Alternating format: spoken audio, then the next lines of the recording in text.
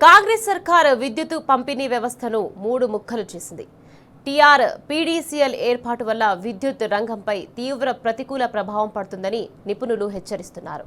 ఇదంతా డిస్కంలను ప్రైవేటు పరం చేసే కుట్రలో భాగమేనని ఉద్యోగ సంఘాలు ఆందోళన వ్యక్తం చేస్తున్నాయి.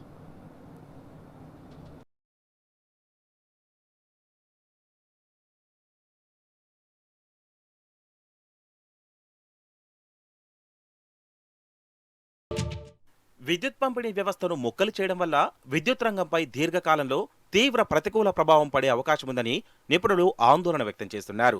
కాంగ్రెస్ సర్కారేమో పరిపాలన సులభతరం అవుతుందని భావిస్తుంది. అయితే ఇప్పటికే ఎస్పీడీసీఎల్, ఎన్పీడీసీఎల్ ఉండగా ప్రభుత్వం ఇప్పుడు కొత్తగా తెలంగాణ రైతు డిస్ట్రిబ్యూషన్ కంపెనీ లిమిటెడ్ అని ఏర్పాటు చేసింది. దీంతో రాష్ట్రంలో 3 డిస్కంలు ఏర్పడ్డాయి.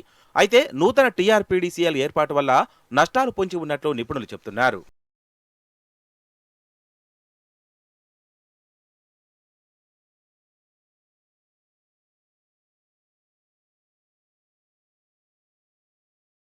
ప్రస్తుతం విద్యుత్ వ్యవస్థలో క్రాస్ సబ్సిడీ కీలక పాత్ర పోషిస్తోంది. అంటే హైదరాబాద్ వంటి నగరాల్లోని పరిశ్రమలు, ఐటీ కంపెనీల నుంచి వచ్చే అధిక ఆదాయాన్ని గ్రామీణ ప్రాంతాల్లోని వ్యవసాయానికిచ్చే ఉచిత విద్యుత్ నష్టాలను పూడ్చుకోవడానికి వినియోగిస్తున్నారు. కేవలం వ్యవసాయం కోసమే ప్రత్యేక డిస్కం ఏర్పాటు చేయడం వల్ల సొంత ఆదాయం సున్నా. ఇది పూర్తిగా ప్రభుత్వ సబ్సిడీపైనే ఆధారపడాల్సి ఉంటుంది. గవర్నమెంట్ సకాలంలో నిధులు విడుదల చేయకపోతే ఈ సంస్థ అప్పుల కుప్పగా మారి రైతులకు నాణ్యమైన విద్యుత్ అందించడం అసాధ్యమవుతుందని విద్యుత్ నిపుణులు అంటున్నారు.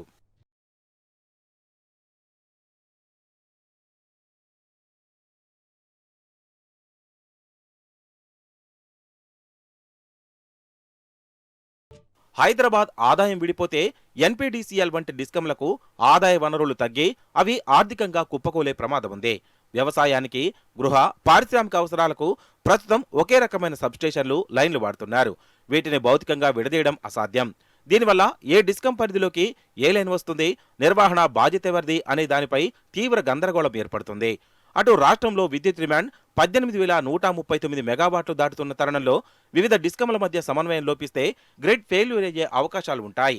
లోడ్ షెడ్డింగ్ నిర్ణయాల్లో డిస్కంల మధ్య పోరు జరిగితే సామాన్య ప్రజలు ఇబ్బంది పడతారని నిపుణులు అంటున్నారు.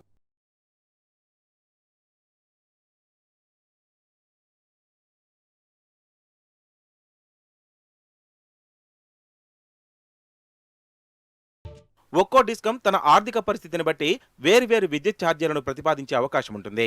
దీనివల్ల ఒకే రాష్ట్రంలో ప్రాంతాన్ని బట్టి విద్యుత్ ధరలు మారిపోయే ప్రమాదం ఉంది. లాభాల్లో ఉన్న హైదరాబాద్ వంటి ప్రాంతాలను విడదీయడం, భవిష్యత్తులో ఈ క్యాష్ కౌ ప్రాంతాలను ప్రైవేట్ సంస్థలకు అప్పగించే కుట్రలో భాగమేనని ఉద్యోగ సంఘాలు ఆందోళన వ్యక్తం చేస్తున్నాయి. దీనివల్ల సామాన్య వినియోగదారులపై భారం పెరుగుతుందని చెబుతున్నారు. అటు 3వ డిస్కం ఏర్పడిన నేపథ్యంలో ఉద్యోగుల విభజన పెద్ద తలనొప్పిగా మారిందని విద్యుత్ ఇంజనీర్లు అంటున్నారు. సీనియారిటీ, పెన్షన్ నిధులు, సర్వీస్ రూల్స్ విషయంలో విద్యుత్ ఉద్యోగుల మధ్య విభేదాలు వచ్చే అవకాశం ఉంది. ఇది సిబ్బంది పనితీరుపై ప్రభావం చూపుతుందని చెబుతున్నారు.